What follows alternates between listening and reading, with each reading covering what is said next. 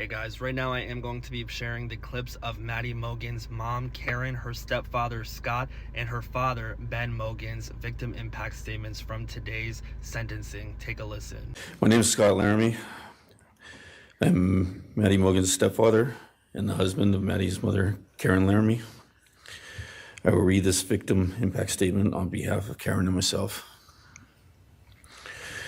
Maddie was our gift of life, our purpose, and our hope. Maddie quickly became Karen's joy, identity, and purpose in life. I joined Maddie's life when she was 2.5 years old. The experience transformed me into a life of joy, love, and family. Maddie was bright, beautiful, kind, empathic. She listened carefully to others and was observant, seeing and caring about the hearts and the minds of all she encountered. She loved music and music festivals. She had a wonderful sense of humor. She excelled in school. She was an easy child to raise, almost never requiring discipline, and almost always giving us parental joy.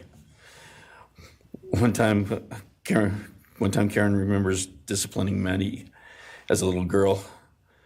Maddie responded, "You broke my heart," which of course melted ours. She had a keen wit, even at that young age. As she transitioned into teenage years, she prioritized us and extended family over many of the distractions that capture teenagers. She showered us with her presence and love at family events, barbecues, picnics, birthdays, holidays, and others. She spent countless hours with her papa, her Uncle David, Aunt Nadine, and her other close family and friends.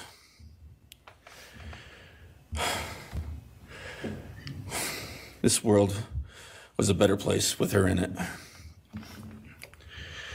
As she reached adulthood, Maddie applied her studies to be a marketing professional, entering into an internship at Payne West, and started planning her professional future. As with all things, she involved Karen and myself in the joy of her journey. As she transitioned into womanhood, Karen and I continued to be astounded at this wonderful and accomplished person we had created. All parents dream of their children accomplishing more than them. We realized this dream. All we had not become, she was becoming. Karen and I are ordinary people, but we lived extraordinary lives because we had Maddie.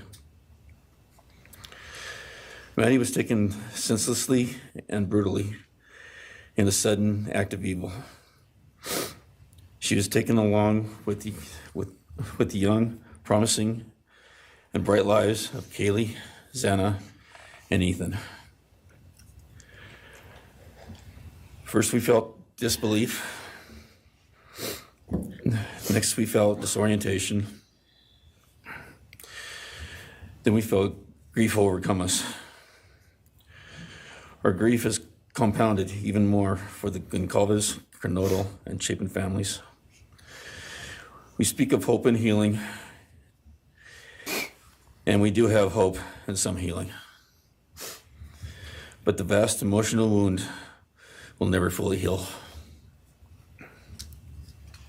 Since Maddie's loss, there's emptiness in our hearts, home, and family, an endless void.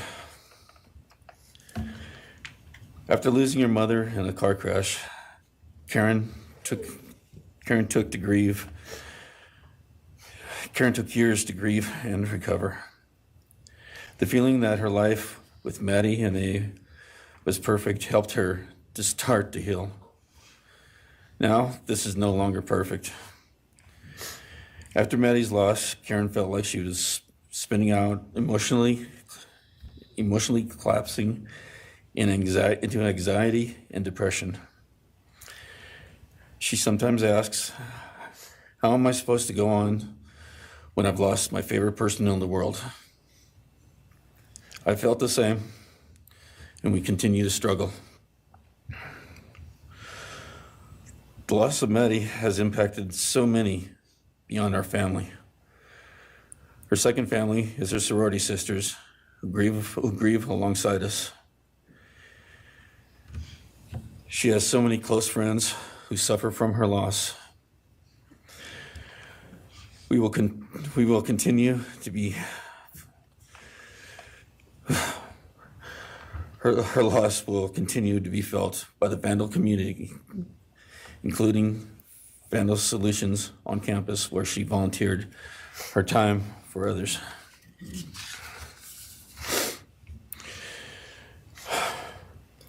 It helps us to know Maddie is in heaven now, freed from the trials of this earth.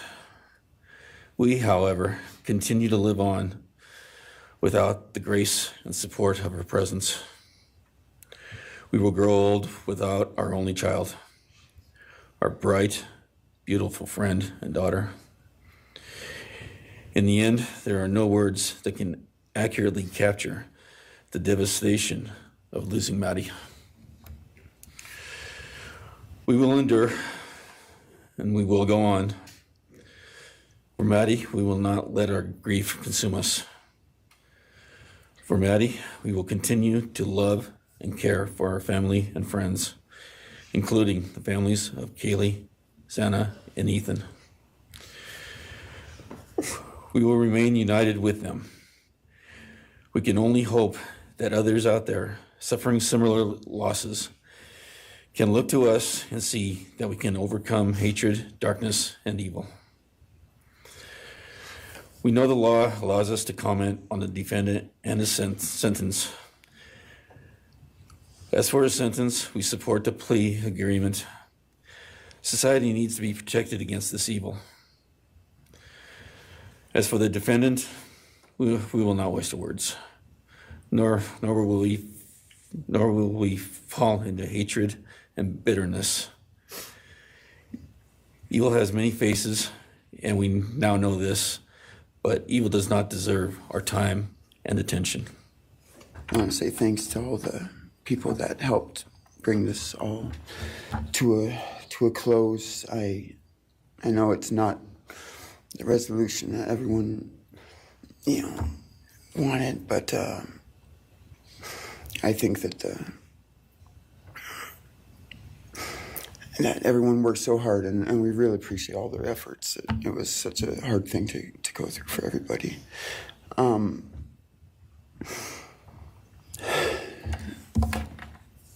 Maddie was my only child that I ever had.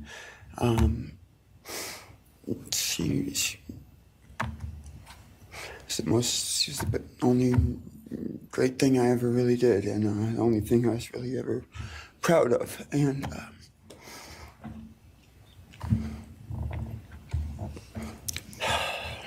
I thought we would have the rest of our lives together to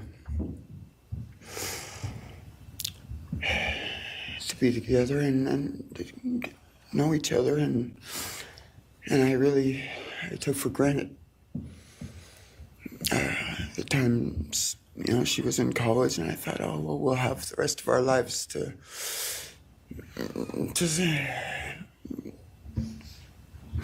do all the stuff that we're supposed to do, and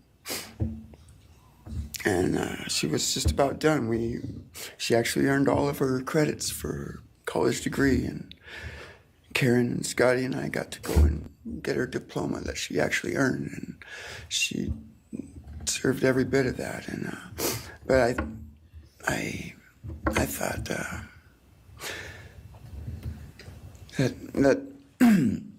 that was going to be just the beginning of a long life together, and we never got that. Karen and Scotty did such a great job raising her after Karen and I split up, and I'm so thankful for Scotty and the role that he played in her life when I wasn't able to. But we got to spend a lot of great times together, Maddie and I. She was my favorite person to go to a concert with. We got to see some fun shows together, and I told her, if there's ever a show that you want to go to, let me know, and I'll get you tickets for you and your friend, or if we want to go together, we'll make it happen. And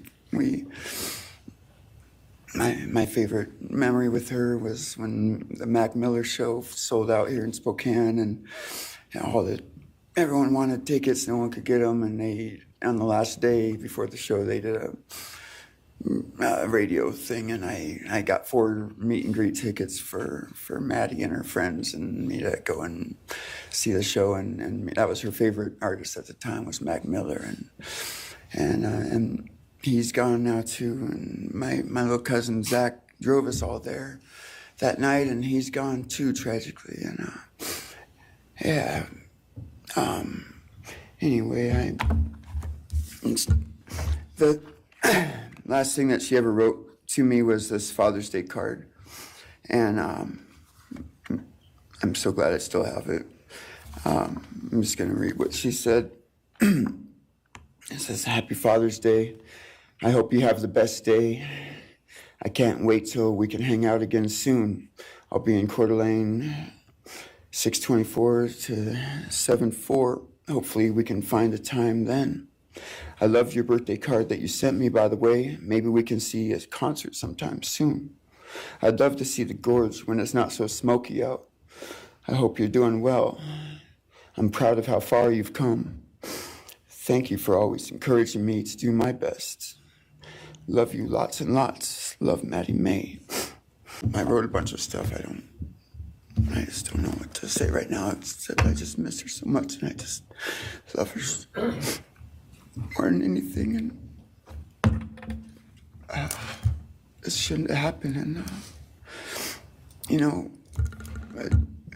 a death sentence is one thing. You know when it's going to happen, and it's going to be all gentle and stuff. But a life without parole, with a building full of people that all just want you to not be around anymore, and winking at every morning, not knowing if that's the day they're going to pull your card. I mean, it's not a very nice sentence either. So, I don't know. I just love you, Maddie, and I wish you were still here.